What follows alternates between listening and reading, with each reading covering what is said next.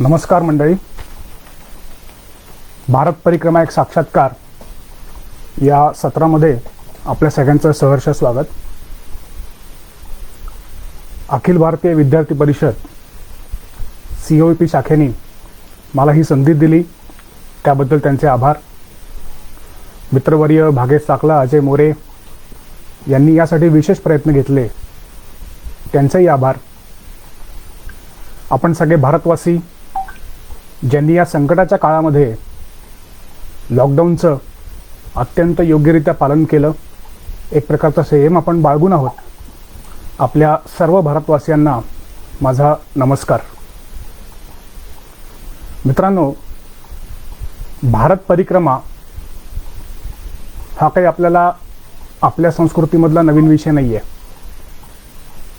आपल्याला माहिती आहे की आपल्या संस्कृतीमध्ये अनेक लोकांनी भारत परिक्रमा केलेली आहे आणि याच्यामुळे भारत परिक्रमेचा एक इतिहास अगदी आदि शंकराचार्यांपासून ते स्वामी विवेकानंद असतील, स्वामी समर्थ असतील, महात्मा गांधी असतील, या सगळ्यांपासून आपल्याला हा भारत परिक्रमेचा इतिहास पाहायला मिळतो. कारण भारतामध्ये आपल्याला माहिती आहे की भारताची अखंडता ही या भूमीशी निगडीत आहे. भारताची संस्कृती, भारतीय धर्म हा पूर्णपणे इथल्या भूमीशी निगडीत आहे आणि त्यामुळे आपण या भारताशी आपलं जे नातं आहे, आपण भारताला माता म्हणतो, ते सगळं या प्रवाहातनं, राष्ट्रीय प्रवाहातनं हे नातं निर्माण झालेलं आहे.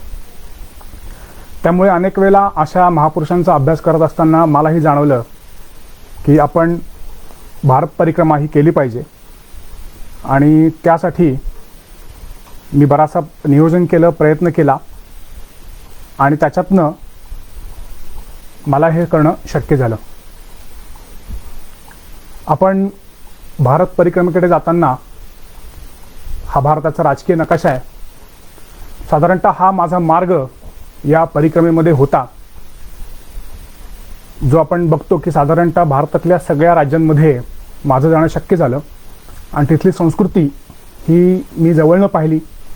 सामान्य नागरिक असतील, सामान्य लोक असतील, यांच्याशी माझा जो वार्तालाप झाला, त्यातनं महत्त्वाची माहिती मलाही मिळाली.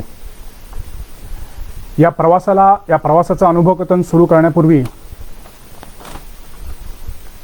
आपण आपल्याच या मातीतल्या काही तीर्थक्षेत्रांचं पहिले दर्शन घेऊया. रायगडावरील ही समाधी आपण बघतोय.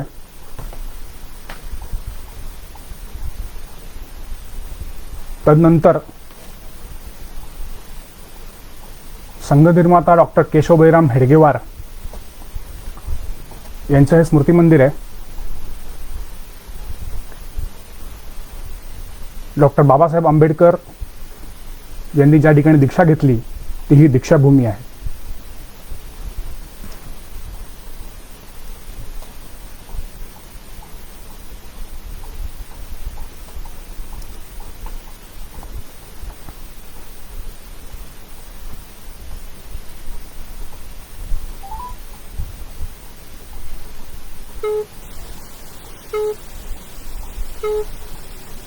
आपण ज्या नंबर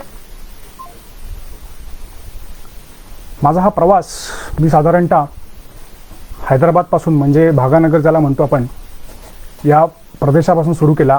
माझे सहकारी श्री ॲडव्होकेट सुधीर पाटील हे त्या सगळ्यामध्ये होते. दक्षिण भारतात त्यांनी मला साथ दिली.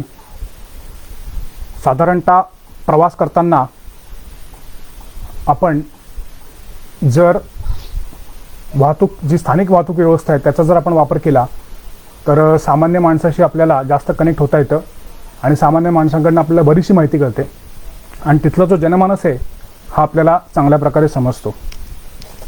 हा भागेश, हॅलो, हा येते आवाज? हो येतोय. ठीक, ओके.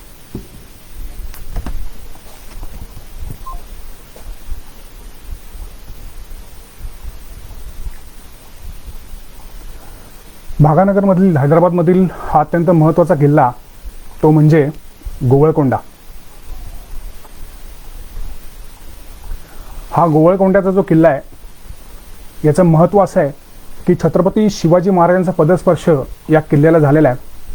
आपल्याला माहिती आहे की कुतुबशहाची आणि महाराजांची जी भेट झाली तेव्हा महाराज या किल्ल्यावरती आले होते आणि या किल्ल्यावरती जो आपण बालेकिल्ल्याचा भाग बघतोय त्या ठिकाणी महाराजांची भेट त्या कुतुबशहाशी झालेली होती. आपण अनेक डोंगरी किल्ले आपल्या भागामध्ये बघतो, पण हा एक भुईकोट आणि डोंगरी किल्ला असं दोन्ही असलेला असा हा गोवळकोंड्याचा किल्ला, ह्याचं बांधकाम अतिशय बघण्यासारखं आहे. थोडेसे अधिक फोटो आपण त्याच्यामध्ये बघण्याचा प्रयत्न करूया.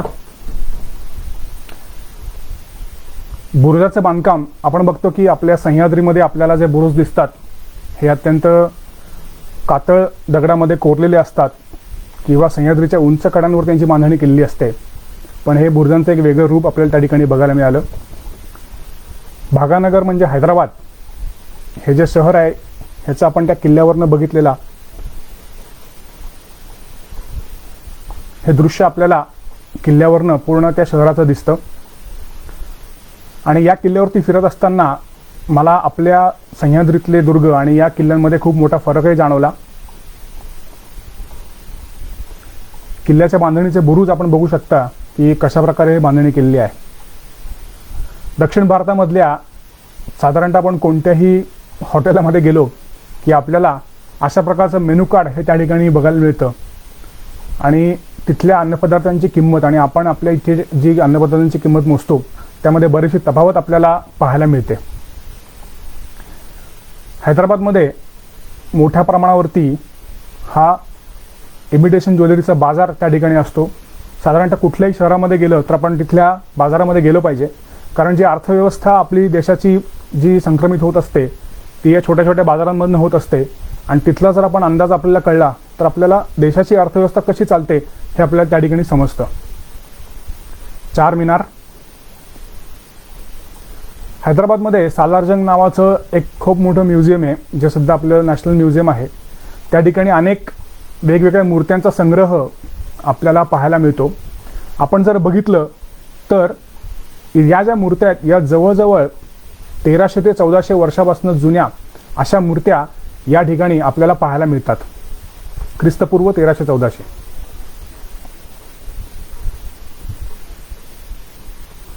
हे म्युझियम बघायला जवळजवळ 1-2 दिवस लागतात, त्यामुळे अतिशय बघण्यासारख्या गोष्टी आपल्याला या ठिकाणी पाहायला मिळतात. एक दुर्मिळ गोष्ट मी तुम्हाला दाखवतो की मला त्या ठिकाणी बघितलं मी की उर्दूमध्ये लिहिलेलं भागवत मला त्या ठिकाणी पाहायला मिळालं. अनेक हिंदू धर्मग्रंथ हे उर्दूमध्ये त्या ठिकाणी संकलित केलेले होते. आपलं राष्ट्रीय स्वयंसेवक संघाचं त्या ठिकाणचं हे कार्यालय या भारत भ्रमणामध्ये जसं मला या देशाचंही स्वरूप बघायला मिळालं तसं संघाचं राष्ट्रीय स्वरूप काय, संघ परिवार हा भारतातल्या वेगवेगळ्या ठिकाणामध्ये कशा प्रकारे काम करतो हेही मला त्या ठिकाणी मोठ्या प्रमाणात बघायला मिळालं.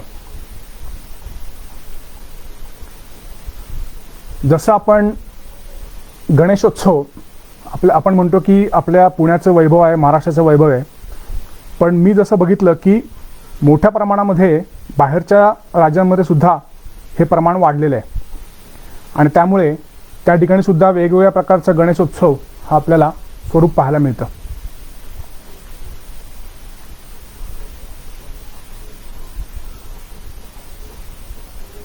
बिर्ला टेम्पल हे साधारणतः आपल्याला बहुतेक शहरांमध्ये बघायला मिळतं, तर हे बिर्ला टेम्पल आपण दक्षिण भारतामध्ये सुद्धा बघू शकतो. हैदराबाद विश्वविद्यालय त्या ठिकाणी जाण्याचा योग आला. अशा वेगवेगळ्या लोकांशी बोलल्यामुळे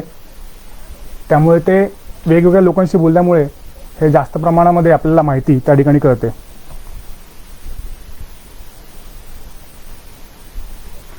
तिथले आपले काही स्थानिक कार्यकर्ते होते, त्यांच्याशी आपण बोलू शकलो. त्या ठिकाणी एक IAS ऑफिसर होते, त्यांच्याशी माझा वार्तालाप झाला. त्यांनी आपल्या भारतीय प्रशासन व्यवस्थेतल्या अनेक ज्या गोष्टी आहेत त्या त्यांनी मला त्या ठिकाणी सांगितल्या की आपण त्याच्यामध्ये कशा प्रकारे ही सगळी प्रशासन व्यवस्था चालते आणि कशा प्रकारे या प्रशासनामध्ये अजून कुठल्या कुठल्या प्रकारचे बदल होणे आवश्यक आहे हे देखील त्यांनी मला सांगितलं. माननीय गोपालकृष्ण साहेब हे त्या ठिकाणी होते. साऊथमधली मंदिरं, दक्षिणेतली मंदिरं ही अतिशय मनमोहक असतात. आपण जेव्हा त्या ठिकाणी प्रवास करतो तेव्हा आपल्या मंदिरांमधल्या आणि तिथल्या मंदिरामध्ये खूप फरक आपल्याला जाणवतो. अशाच एका दक्षिण भारतातल्या मंदिरामध्ये मी तुम्हाला घेऊन जातो. कदाचित आवाज येणार नाही, पण मंदिराचं स्वरूप तुम्हाला पाहायला मिळेल.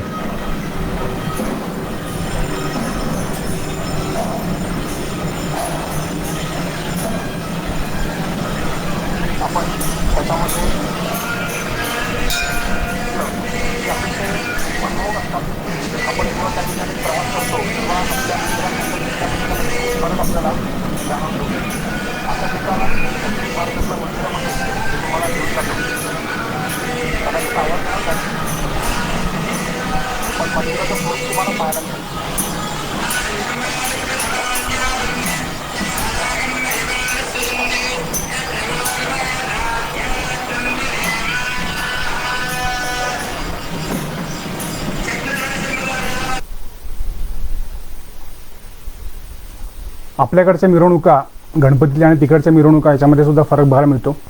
दक्षिण भारत म्हणलं की दक्षिण भारताचे जे खाद्यपदार्थ आहे ते अतिशय रुचकर असतात आणि अतिशय स्वस्त किमतीमध्ये आपल्याला त्या ठिकाणी हे उपलब्ध होतात. आपण या वेगवेगळ्या खाद्यपदार्थांचा आस्वाद हा नक्की घेतला पाहिजे. खरं तर दक्षिण भारतामध्ये मंदिर ही जी व्यवस्था आहे हे जसं एक धर्माचं केंद्र आहे तसं एक अर्थकारणाचं पण केंद्र आहे. आणि म्हणून इथल्या या मंदिर रचनेविरुद्ध आपल्याला त्या मंदिर रचनेबरोबर आपल्याला बघायला मिळतं की त्या ठिकाणी सामाजिक रचना पण लागते, त्या ठिकाणी अर्थरचना पण लागते.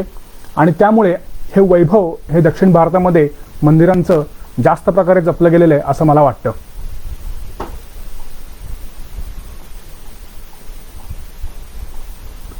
आपण आता तिरुपतीकडे प्रस्थान करतोय. तिरुपती हा जो भाग आहे हे शहर अतिशय स्वच्छ त्या ठिकाणी आपल्याला पाहायला मिळतं आणि आपल्यातले पण बरेच लोक तिरुपतीला दर्शनासाठी जातात. तिरुपती हे अनेक आपल्या सगळ्या बांधवांचं आराध्य दैवत आहे. हा तिरुपतीचा तिरुमला डोंगर, त्या ठिकाणी वेगवेगळं जनजीवन आपल्याला पाहायला मिळतं.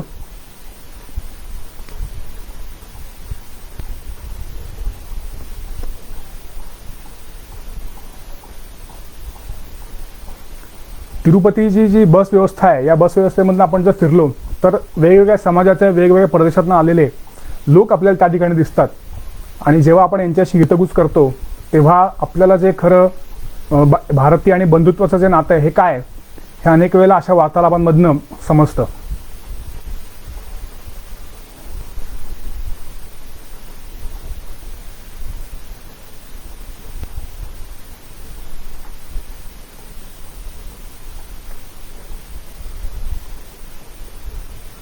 हे आपलं चेन्नईचं संघ कार्यालय, त्या ठिकाणी अनेक स्वयंसेवकांनी मार्गदर्शन केलं.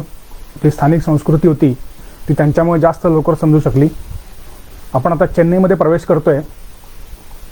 हे चेन्नई एग्मोर जे रेल्वे स्थानक आहे अतिशय बघण्यासारखं आहे. त्याच्या समोर असलेले काही ब्रिटिशकालीन संग्रह आहे. हे जे आहे ते चेन्नईचं मंत्रालय आपल्याला म्हणता येईल.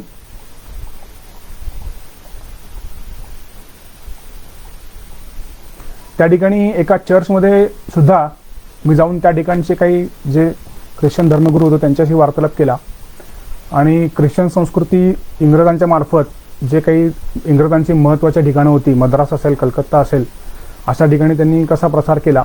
आणि ही जवळजवळ 150 ते 200 वर्ष जुनी चर्च अजूनही त्या ठिकाणी कार्यरत आहेत.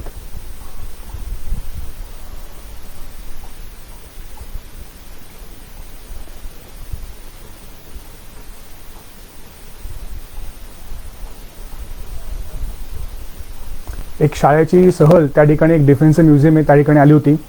तिथली शिक्षण पद्धती कशी चालते याबद्दलही माहिती घेण्याचं मला संधी मिळाली. त्या मुलांबरोबर थोडंसं रमता आलं. आपण बघतो की तिथे एक चेन्नईमध्ये जे डिफेन्स आपलं आहे त्यांचं एक चांगलं म्युझियम आहे. त्या म्युझियममध्ये आपली सगळी अद्ययावत व्यवस्था आणि जे काही आपलं उत्पादनं होतात डिफेन्ससाठी त्याची माहिती आपल्याला त्या ठिकाणी बघायला मिळते.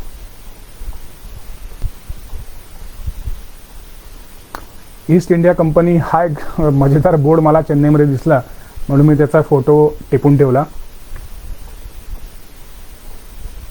हा चेन्नईचा सागर किनारा आहे.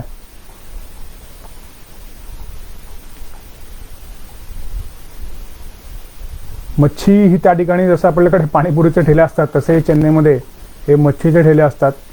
त्याची आपण एक छोटीशी झलक बघूया.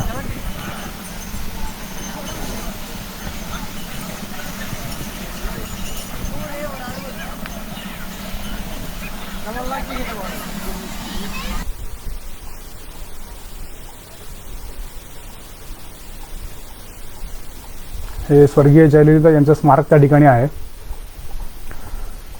आपण सगळेजण चहा पितो, पण दक्षिण भारतामध्ये चहा बनवण्याची एक वेगळी रीत त्या ठिकाणी आहे आणि त्याचा एक चव वेगळी चहाला येते. हे छोटंसं एक प्रात्यक्षिक तुम्ही बघा.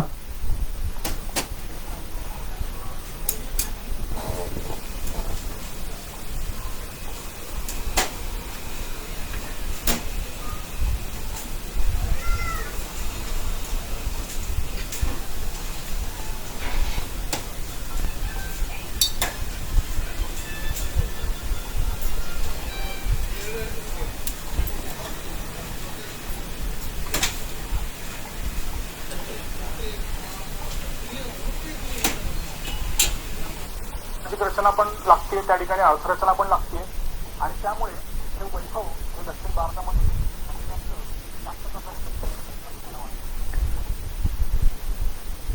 आपण बघतो की दक्षिण भारतामध्ये सुद्धा हा पॉंडिचेरीचा किनारा आहे. अतिशय बघण्यासारखा किनारा आहे. आपण आपल्या आयुष्यात नक्की गेलं पाहिजे त्या ठिकाणी.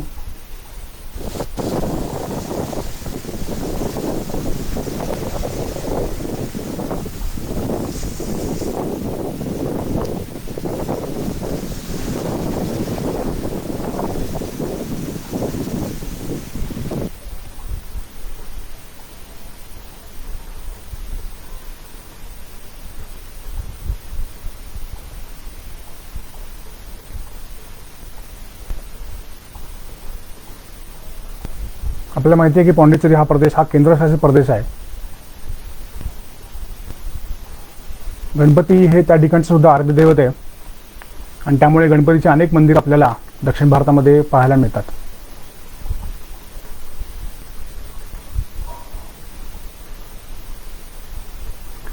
सगळ्यात प्राचीन शहर त्या ठिकाणी दक्षिण भारतातलं आपण जर म्हणू तर ते महाबलीपुरम हे आहे.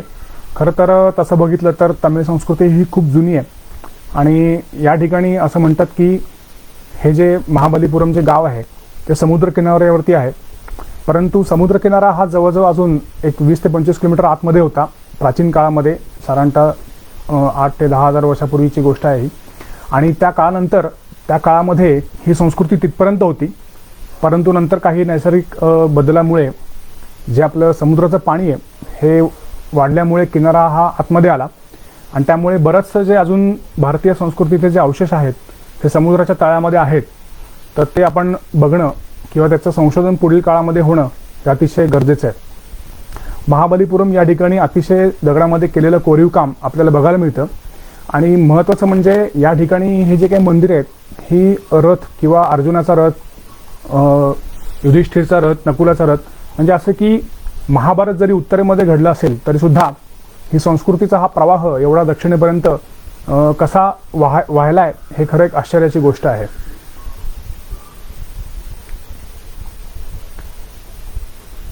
तिथलं जे एक समुद्र किनाऱ्यावरचं जे मंदिर आहे त्याचा एक व्हिडिओ मी तुम्हाला दाखवतो.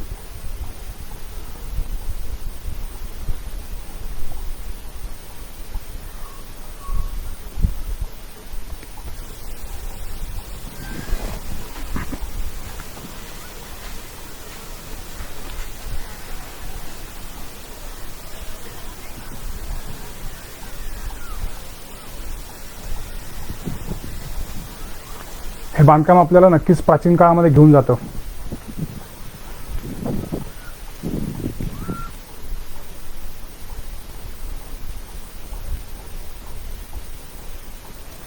या ठिकाणी जे कोरीव काम आपण बघतोय हे अनेक आपल्या पुराणातल्या कथा त्या ठिकाणी कोरलेल्या आहेत. त्यामुळे महाबलीपुरम हे गाव अतिशय बघण्यासारखं आहे आणि अनेक आश्चर्यकारक गोष्टी त्या ठिकाणी आहेत.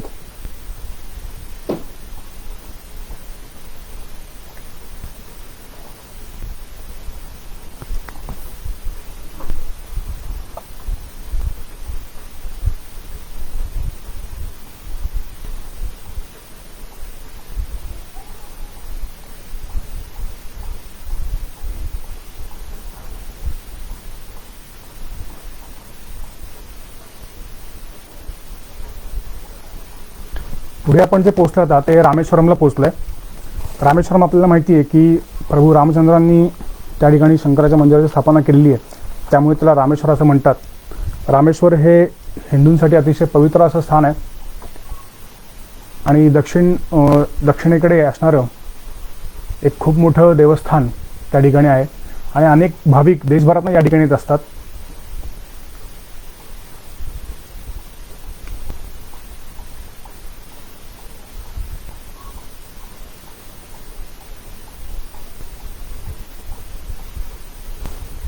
ज्या ठिकाणी आपण राम सेतूचं बांधकाम आपल्याला माहिती आहे की रामायण काळामध्ये केलेलं होतं, त्या ठिकाणी जाणारा हा जो भाग आहे हा धनुष्कोडी म्हणून ओळखला जातो. या ठिकाणी पूर्वी एक गाव होतं, पण काही वादळामध्ये हे गाव नष्ट झालेलं आहे. तिथला प्रवास आपण थोडासा बघूया.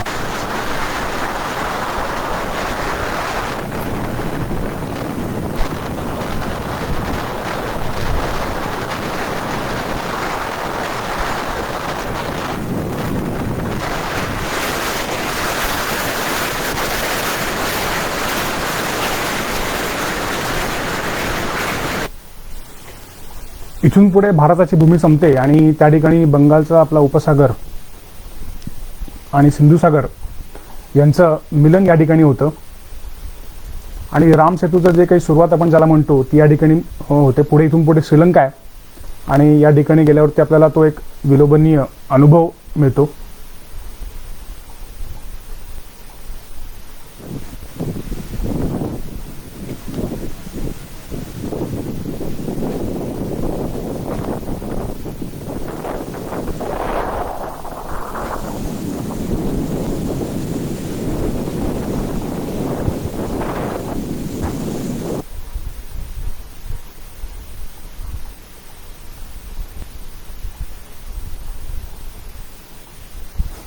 रामेश्वरम हे गाव जसं या तीर्थ क्षेत्रासाठी प्रसिद्ध आहे, तसं आपले भूतपूर्व राष्ट्रपती माननीय APJ अब्दुल कलाम यांचं जन्मगाव सुद्धा आहे. त्यांचं अतिशय एक सुंदर स्मारक आपल्याला त्या ठिकाणी पाहायला मिळतं.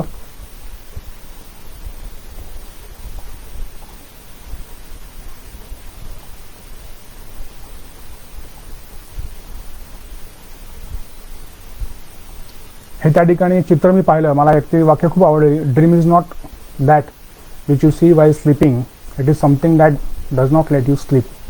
अतिशय महत्त्वाचं तरुणांसाठी वाक्य डॉक्टर APJ अब्दुल कलाम यांचं.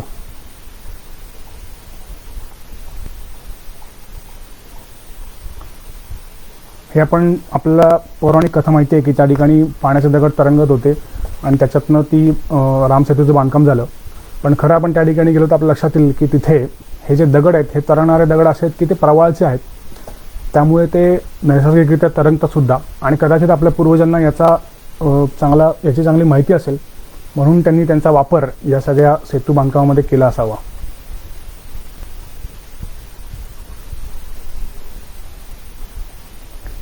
हे दक्षिण भारतातलीच काही व्यंजनं आहेत. दक्षिण भारतातलं अतिशय महत्त्वाचं मंदिर म्हणजे मीनाक्षी मंदिर आपण ज्याला म्हणतो. कुलशेखर पांडे या राज्यांनी हे मंदिराचे बांधकाम केलेले आहे. खिलजी सल्तनतनी याच्यावरती हल्ला पण केला होता, परंतु नंतर इथल्या हिंदू समाजाने पुन्हा याचा जीर्णोद्धार केला आणि अतिशय चांगल्या स्वरूपामध्ये हे मीनाक्षी मंदिर आपण त्या ठिकाणी बघू शकता. अत्यंत भव्य आहे, मोठी मोठी गोपुरं त्या ठिकाणी आहेत. दक्षिण भारतामध्ये अनेक देवालयामध्ये अशी एक पद्धत आहे की तुम्ही जेव्हा प्रवेश करता तेव्हा तिथे गायींना बांधलेलं असतं आणि गायींना चारा देऊन तुम्ही पुढे मंदिरामध्ये प्रवेश करता. आपल्याही अनेक देवालयामध्ये आपण ही सुरुवात करू शकतो.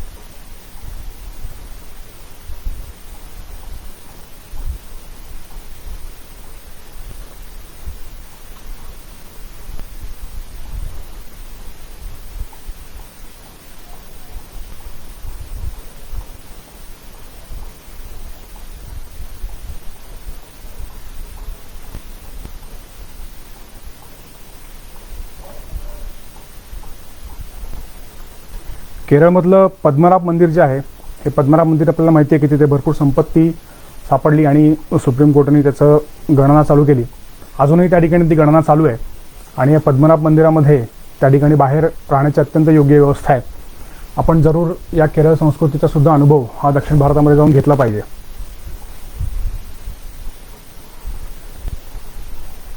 हे आपलं केरळमधील संघ कार्यालय. या ठिकाणी अनेक प्रचारकांशी वार्तालाप करण्याची योग आला. त्यांच्याकडून तिथल्या भागातली माहितीसुद्धा मोठ्या प्रमाणात मिळाली.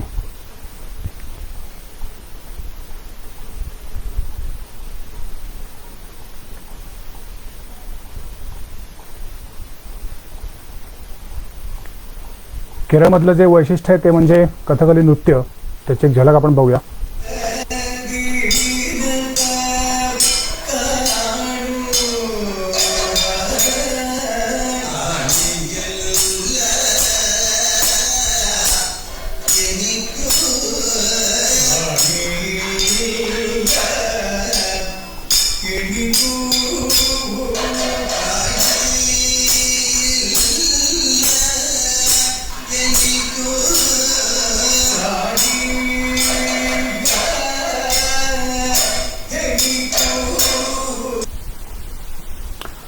दक्षिण भारताचा थोडासा आढावा घेतल्यानंतर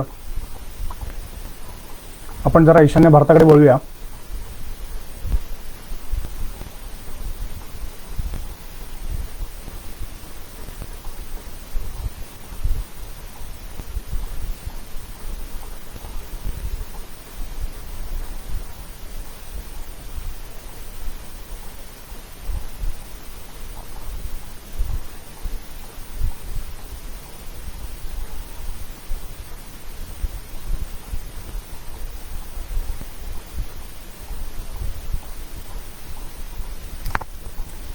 स्वामी विवेकानंद यांचं जन्मस्थान आपण कलकत्त्यामध्ये पाहू शकतो. कलकत्त्यामध्ये नवरात्र उत्सव हा सुद्धा अत्यंत मोठ्या प्रमाणात होतो.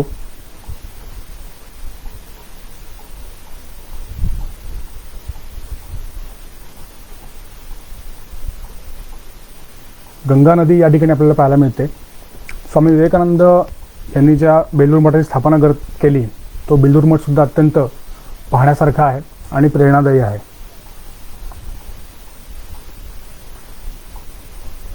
हे गंगेचं पात्र आपण या ठिकाणी पाहूया.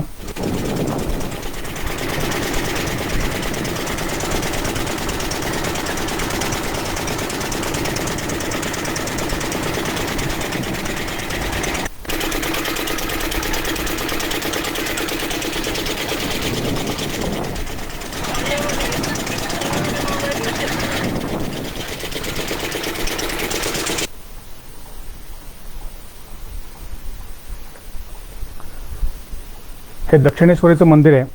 ज्यांनी स्वामीजींचं चरित्र वाचलं असेल त्यांना या मंदिराचं महत्त्व नक्की माहिती असेल. स्वामी रामकृष्ण परमहंस आणि विवेकानंद यांच्या जीवनाची गाथा सगळी या परिसरामध्येच घडलेली आपल्याला पाहायला मिळते. असं हे दक्षिणेश्वरीचं मंदिर आहे.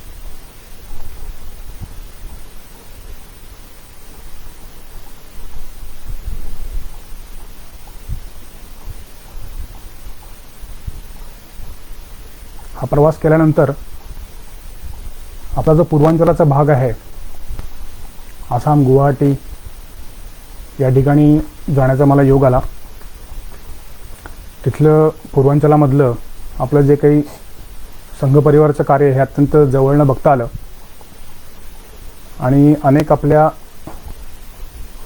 कार्यकर्त्यांनी त्या ठिकाणी परिश्रम घेऊन हा भाग आपल्या सगळ्या भारतभूमीशी अत्यंत जोडून ठेवलेला आहे. हे आपण गुवाहाटी शहर या ठिकाणी बघतोय. या ठिकाणी हे गोशाळा आहे ज्यामध्ये आपली संघाची शाखा लागते.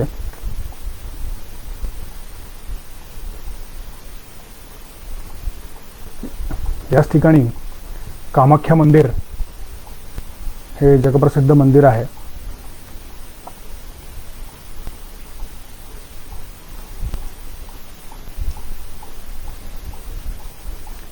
आसामी पद्धतीने एक विवाह त्या ठिकाणी संपन्न होत होता आणि या प्रदेशामध्ये निसर्ग वैभव हे अतिशय बघण्यासारखं आहे. लाचित बडफुकन जसं आपल्याकडे छत्रपती शिवाजी महाराजांनी पराक्रम केला तसं आसामचं शिवाजी ज्याला म्हणलं जातं, असं लाचित बडफुकनचं स्मारक हे आपल्याला गुवाहाटीमध्ये पाहायला मिळतं.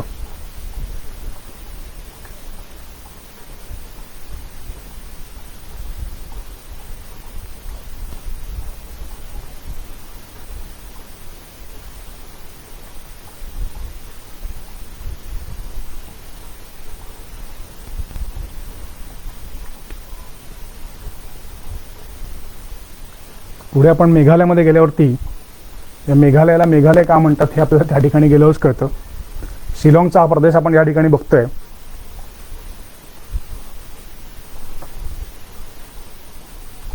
वेगवेगळ्या प्रकारच्या आदिवासी जमाती त्या ठिकाणी आहेत.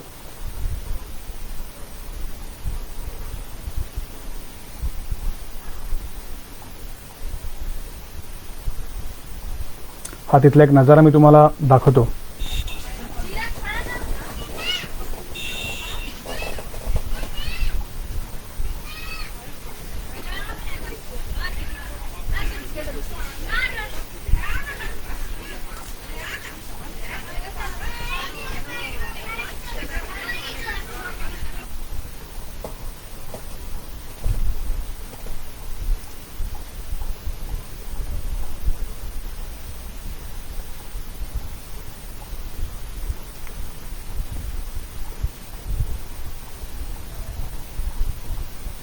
पुढे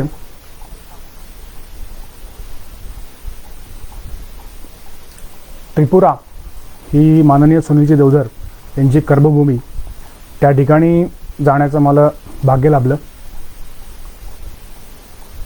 त्या ठिकाणी एका आर्मी अधिकाऱ्यामुळे माझी राहायची सोय झाली आणि जे जवानांना जो डबा येतो तो जवानांचा डबा मलासुद्धा येत होता आणि त्याचा एक वेगळा आस्वाद मी त्या ठिकाणी घेतला.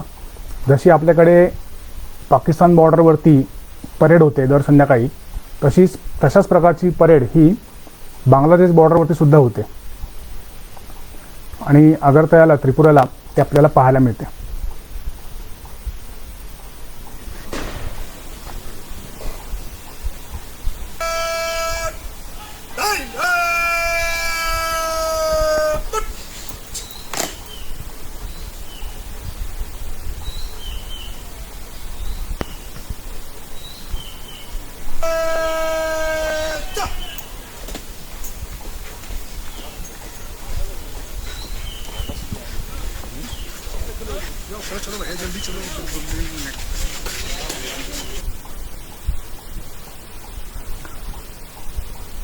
पूर्वांचलचा आपला प्रवेश झाल्यावरती आपण थोडंसं आता राजस्थानकडे जाऊया.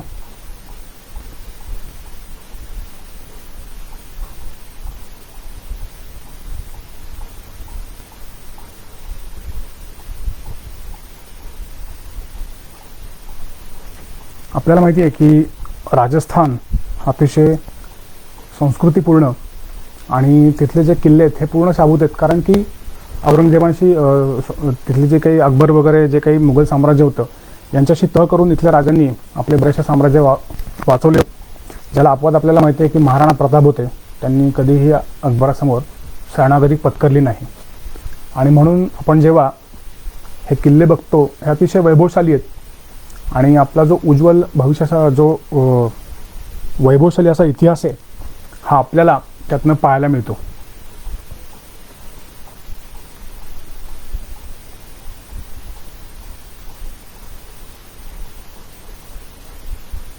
हा आमेरचा किल्ला आहे. अजून बरंचसं नक्षीकाम, तिथले आरसे सुद्धा अत्यंत शाबूत आहेत आणि त्यामुळे आपण आपल्याकडे बघतो की इथले आपले किल्ले हे शत्रूशी भांडल्यामुळे त्यांची अवस्था कशी झालेली आहे.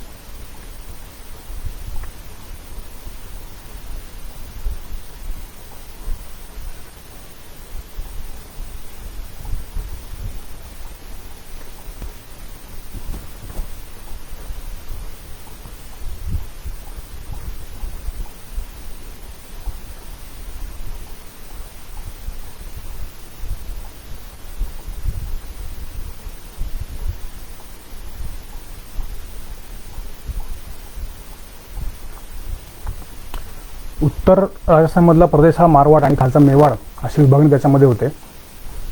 यामध्ये उदयपूर हे जे गाव आहे हे महाराणा प्रताप यांचं महत्त्वाचं केंद्र होतं. आणि या महाराणा प्रतापांना आपण थोडंसं अभिवादन करूया.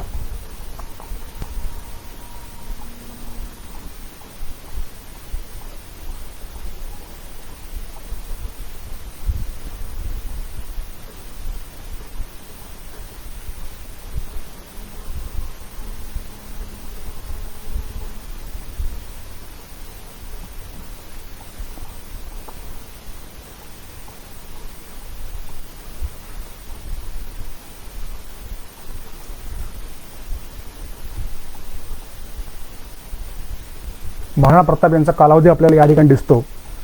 9 मे 1540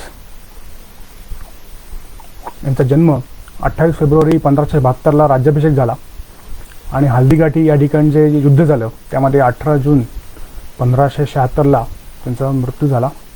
18 जून हल्दीघाटी युद्ध झाला आणि मृत्यू झाला तो 19 जानेवारी 1597ला. हल्दीघाटी या युद्धाचं स्मारकसुद्धा अनेक प्रकारे त्या ठिकाणी आपल्याला बघायला मिळतं. उदयपूर हे पूर्वेकडचं व्हेनिस असं म्हणलं जातं. हे शहर आपण नक्की बघावं, अतिशय बघण्यासारखं शहर आहे. आणि महाराणा प्रतापांच्या पराक्रमाची पार्श्वभूमी सुद्धा या शहराला लाभलेली आहे.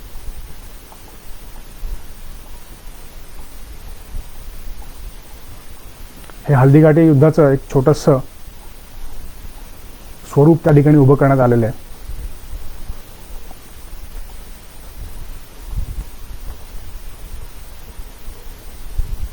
उदयपूर शहरामध्ये सुद्धा अतिशय सुंदर वास्तू आहेत आणि हे राजस्थानचं वैभव आपण सगळ्यांनी नक्की बघितलं पाहिजे.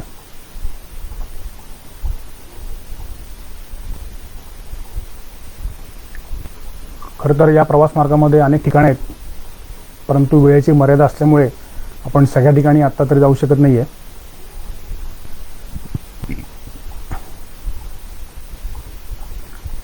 आपण त्यानंतर माझा प्रवास हा वाराणसी, अयोध्या, काशी अशा प्रकारे प्रयागराज या ठिकाणी सुद्धा झाला.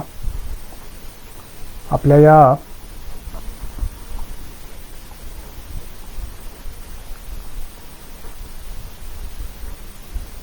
काशीमध्ये जी आरती केलेली जाते गंगेची, ती अतिशय बघण्यासारखी आरती आहे. त्याचं आपण थोडंसं दर्शन घेऊया.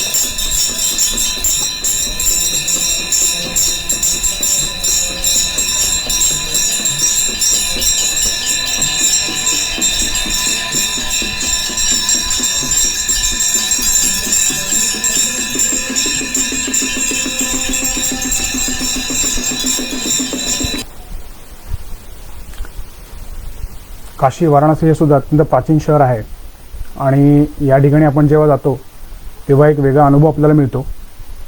आपले जे अनेक छोटे छोटे मोह असतात, या मोहांमधून आपल्याला मुक्ती या काशीमध्ये खऱ्या अर्थाने मिळते. आता आपल्याला माहिती आहे की राम मंदिराचं काम हे अयोध्येमध्ये जोरात सुरू आहे. ते ज्या ठिकाणी चालतं त्याला राम जन्मभूमी शिलान्यास असं म्हणतात. या कार्यशाळेमध्ये आपण बघू शकतो की बऱ्यापैकी तयारी झालेली आहे त्या ठिकाणी आणि कामसुद्धा अत्यंत जलद गतीने चालू आहे.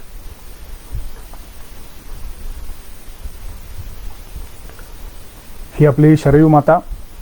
आज न उद्या हे राम मंदिराचं काम पूर्ण होईल आणि आपण सगळे पुन्हा एकदा या राम जन्मभूमीचं दर्शन घेण्यासाठी नक्की त्या ठिकाणी जाऊ.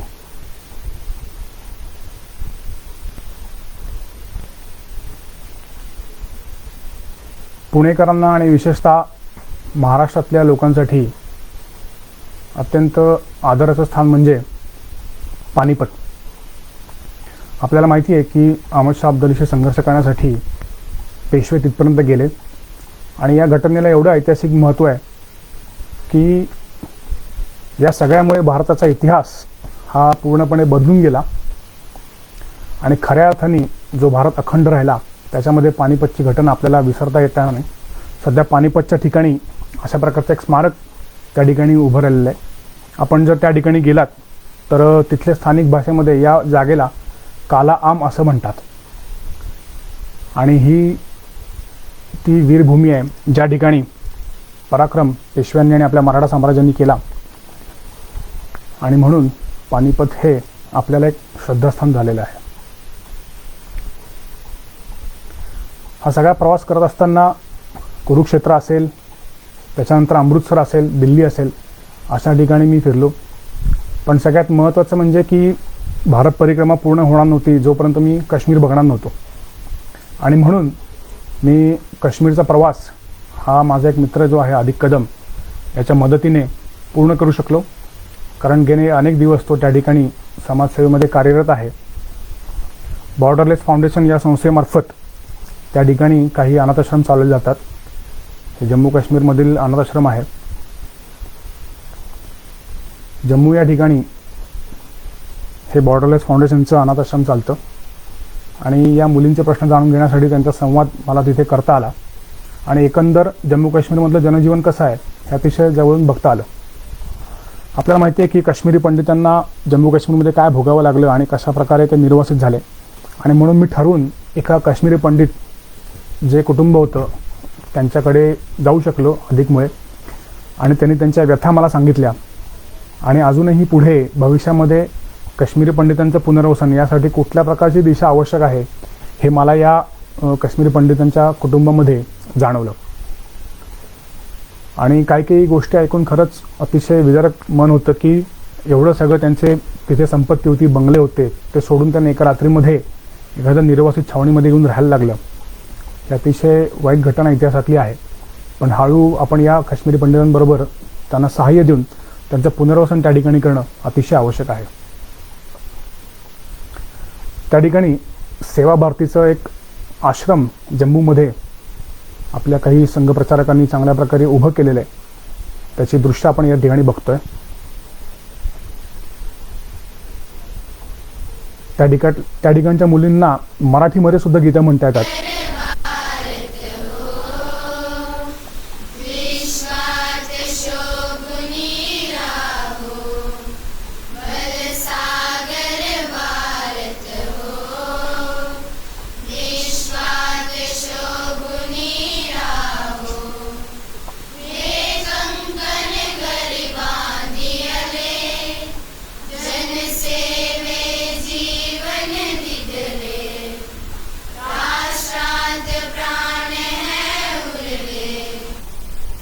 अनेक प्रकारची एकल विद्यालये जम्मू काश्मीरमध्ये ही आपल्या संघ परिवारातर्फे चालवली जातात आणि अतिशय समाजाच्या तळागाळात जाऊन त्या ठिकाणी काम आपल्या परिवारातर्फे केलं जातं. नंतर जम्मूकडून श्रीनगरकडे आमचा प्रवास झाला. त्या ठिकाणी ज्या अतिरेकी हल्ल्यांमध्ये अनाथ झालेल्या मुलींचं आश्रम त्या ठिकाणी मला बघायला मिळालं. अनंतनाग या ठिकाणी मी गेलो होतो. बरीचशी स्थानिक माहिती तिथे मला मिळाली आणि अतिशय दहशतवादाच्या सावटाखाली हे सगळं तिथला कारभार चालू असतो. म्हणजे मी जेव्हा आनंदनाग सोडला तेव्हा त्या चौकामध्येच तिथे बॉम्बस्फोट झाला आणि सेनेवरती हल्ले हे आतंकवादी त्या ठिकाणी करत असतात आणि आपली सेनासुद्धा त्याला योग्य प्रकारे उत्तर देत असते. त्याच्यानंतर अतिशय सीमा भागामध्ये म्हणजे कुपवाडा येथे मला जाता आलं. कुपवाडामध्ये म्हणजे LOCवरचं शेवटचं गाव आहे कुपवाडा. त्या ठिकाणी आम्ही गेलो. त्या ठिकाणच्या ज्या काही अनाथ मुली होत्या त्यांना काही साहित्य तिथे या बॉर्डरलेस फाउंडेशनच्या माध्यमातून पोहोचवता आलं. हा सगळा मधला प्रवास करताना सफरचंदाची झाडं, तिथलं निसर्ग आणि खरंच स्वर्ग काश्मीरला का म्हणतात हे आपल्याला अत्यंत जवळनं बघता येतं. एक तिथलं झलक तुम्हाला रस्त्याची मी दाखवतो.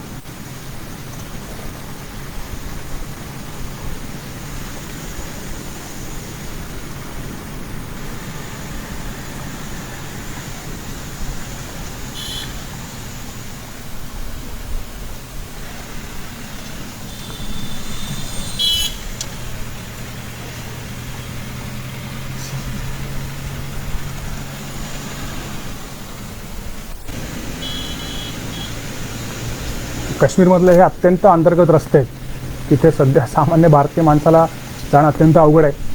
पण या संपर्कामुळे आम्ही अत्यंत आतल्या भागामध्ये काश्मीरमध्ये फिरू शकलो. मध्ये जरी ॲपल आहेत आणि हे जे साईडला आहे ते आणि आजूबाजूला आपल्याला सगळी सफरचंदाची शेती हे त्या ठिकाणी पाहायला मिळते.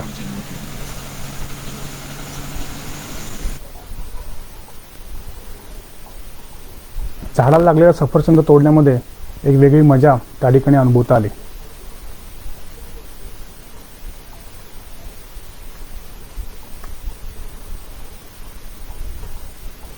काश्मीरचं वैभव अतिशय सुंदर आहे आणि आता जे नवीन तेथे राजकीय बदल होत आहेत त्यामुळे संपूर्ण काश्मीर हा आपल्याकडे येईल आणि आपल्यालाही त्या ठिकाणी प्रवास करता येईल सुरळीतपणे. हे कुपवाडामध्ये एक त्या ठिकाणी परिवार होता, त्यांचा मुलगा शिकायला कोल्हापूरमध्ये आणि त्यांच्या घरामध्ये जाऊन त्या ठिकाणी मला तिथली परिस्थिती जाणून घेण्याचं संधी मिळाली. हे श्रीनगर आपण बघतोय, लाल चौक ज्याला म्हणतात तोच हा ऐतिहासिक लाल चौक श्रीनगरचा.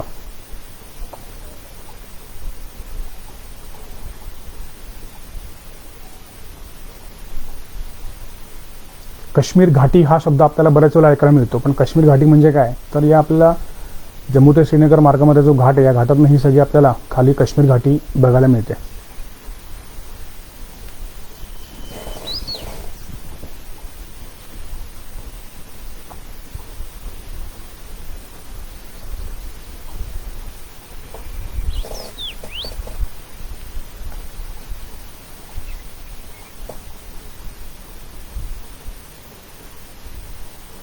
हा मित्रवरील अधिक कदम ह्याच्यामुळे मला काश्मीरच्या अत्यंत अंतर्गत भागात जाणं शक्य झालं.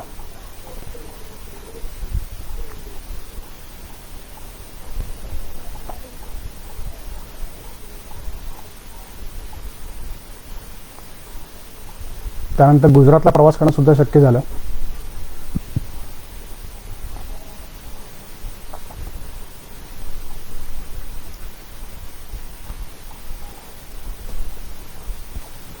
गुजरातचं जे द्वारकाधीश मंदिर आहे त्या मंदिराच्या छटा आपण या ठिकाणी बघूया.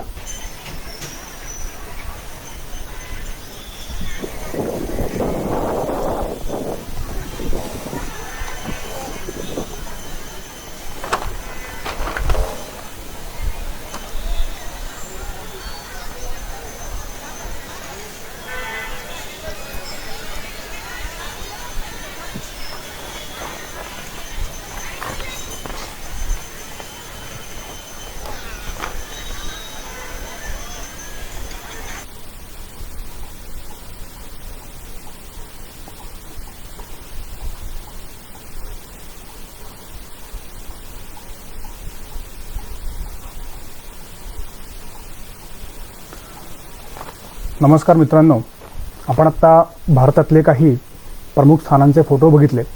खरं तर सगळे दाखवणं शक्य नाही आहे, पण माझं एवढंच म्हणणं आहे की आपल्याला माहिती आहे की इतिहासाचा अभ्यास आपण सगळेजण करतो आणि मग त्याप्रमाणे भविष्याचा वेध घ्यायला जातो. पण आपल्याला जर वर्तमान समजून घ्यायचं असेल तर प्रवास आणि प्रत्यक्ष पाहणं हे अत्यंत गरजेचं आहे.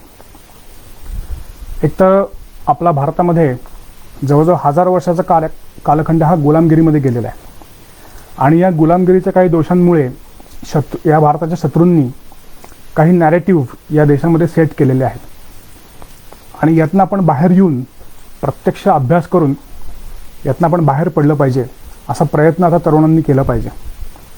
कारण आपल्याला माहिती आहे की भारताचा आपण जर अखंड प्रवाह बघितला तर या ठिकाणी सत्ता कुठल्याही आल्या असल्या तरी हा राष्ट्रीय प्रवाह हा कायम चालत राहिलेला आहे आणि तो कशामुळे चालत राहिलेला आहे, त्याचं एकत्व कशामुळे आहे तर याचं जेव्हा मी सगळं भ्रमण केलं तेव्हा मला साक्षात्कार झाला की हिंदुत्व ही त्याच्या मागच्या अखंडतेचे ते सूत्र आहे. आणि म्हणून आपल्याला शिकवलं गेलं की अनेकतेमध्ये एकता आहे, पण खरं जर तुम्ही सगळा भारत जर पूर्ण बघितला तर तुम्हाला लक्षात येईल की ही एकतेमधले अनेकता आहे. म्हणजे जे एक काही सूत्र आहे त्याचं विविध अंगाने प्रकटीकरण या भारतामध्ये झालेलं आहे आणि त्यामुळे आपण सगळ्यांनी कुठल्याही ऐकी गोष्टीवर लक्ष न ठेवता आपल्या भारतामध्ये जी एक प्राचीन परंपरा होती की तपश्चर्या करण्याची, साधना करण्याची, संशोधन करण्याची, विचारमंथन करण्याची, ती आपण आपल्या तरुणांनी घेतली पाहिजे. दुसरी गोष्ट, आपण आपल्या या सगळ्या प्रवाहामध्ये मूळ भारतीय जी आपली जीवनपद्धती आहे या जीवनपद्धतीपासून खूप दूर गेलेलो आहे आणि बहुतांशी युरोपियन जीवनपद्धती आपण सगळ्यांनी आत्मसात केलेली आहे आणि त्यामुळे ही मूळ भारतीय जीवनपद्धती समजून घेऊन त्यानुसार आपण जर आपल्या जीवनामध्ये आचरण करू शकलो तर अनेक बदल आपल्याला या ठिकाणी करता येतील. जसं की आपण बघितलं की आपल्या देशाची प्राचीन जर आपण अर्थव्यवस्था बघितलं तर ही प्रॉडक्टिव्हिटी बेस अशी इकॉनॉमी होती. पण आत्ताची नवीन डेव्हलप जी इकॉनॉमी आपली झाली ती ही क्रेडिट बेस झालेली आहे आणि खऱ्या अर्थाने शेती, तिथले शेतीचे इथले उद्योग, त्याच्यावर आधारे चालणारी हे मंदिर व्यवस्था, त्याच्या आधारे चालणारी जी काही अर्थव्यवस्था आहे किंवा आपले सण उत्सव याच्या आधारे चालणारी अर्थव्यवस्था याला मोठ्या प्रमाणामध्ये पुन्हा प्रोत्साहन देण्याची अत्यंत गरजेचं आहे. त्यामुळे हा सगळा प्रवास करताना मला अनेक गोष्टींचा साक्षात्कारसुद्धा झाला की आपला देश हा खऱ्या अर्थाने निसर्गाचा आणि पराक्रमाचा पूजक आहे. आपण जे काही मंदिरं या देशामध्ये बघतो बहुतांशी या पराक्रमाच्या प्रेरणेतनं, या पराक्रमाची स्मृती म्हणून त्या ठिकाणी मंदिरांची स्थापना आपल्याला झायला भेटते. आपल्या देशाला राजकीय स्वातंत्र्य जे मिळालेलं आहेच आहे, पण हळूहळू आपल्याला मानसिक स्वातंत्र्यसुद्धा मिळवायचं आहे की ज्याच्याकडे आपण आपल्याला या तरुणांना, नवीन तरुणांना अशा प्रकारची एक बौद्धिक मांडणी या देशामध्ये करणं गरजेचं आहे. दुसरी गोष्ट अशी आहे की जेव्हा मी भारतामध्ये फिरलो तेव्हा अनेक सामान्य लोकांशी माझं बोलणं झालं, अनेक सामान्य लोक मी बघितली आणि या देशातली जी गरिबी आहे ही दूर करणं ही आपली प्राथमिकता ठेवणं आपल्याला गरजेचं आहे. आणि या देशातल्या गरिबांनी मला हे सुद्धा शिकवलं की कमीत कमी पैशामध्ये अधिकाधिक भौतिक साधनं गोळा न करता चांगल्या प्रकारे सुद्धा हे लोक कसे आनंदी राहतात हे खरंच या भारतामध्ये जेव्हा आपण भ्रमण करतो तेव्हा अतिशय चांगल्या रीतीने बघता येतं. आणि त्यामुळे आपण आपल्या आयुष्याच्या कुठल्याही क्षेत्रामध्ये काम करणार असाल, मग त्याच्यामध्ये आपला उद्योग असेल, राजकारण असेल, समाजकारण असेल, अशा वेगळ्या कुठल्याही क्षेत्रामध्ये जर आपण काम करणार असाल तर आपल्या ज्या आयुष्यात जर जबाबदाऱ्या कमी असतील तर आपण कधीतरी हा संपूर्ण भारत बघितला पाहिजे, हा अनुभवला पाहिजे आणि खऱ्या अर्थाने मग आपण या भारतमातेचे जे पुत्र म्हणून आपल्या जे मनामध्ये जी भावना आहे याचा साक्षात्कार आपल्याला या सगळ्या गोष्टींमधून येतो. आणि म्हणून मग लहानपणापासून जो नमस्ते सदा वत्सले मातृभूमे हा संस्कार आपल्यावरती झालेला आहे याचा साक्षात्कार तुम्हाला भारत परिक्रमेतून येऊ शकतो. आणि जेव्हा तुम्ही हा पूर्ण देश बघता, तुमच्या देव, धर्म, समाज याबद्दलच्या संकल्पना अनेक स्पष्ट होतात आणि ज्या छोट्या छोट्या मोहांमध्ये आपण अडकलेलो असतो त्यातनं आपण बाहेर पडतो आणि मला वाटतं हाच एक प्रकारचा मोक्ष आहे. धन्यवाद.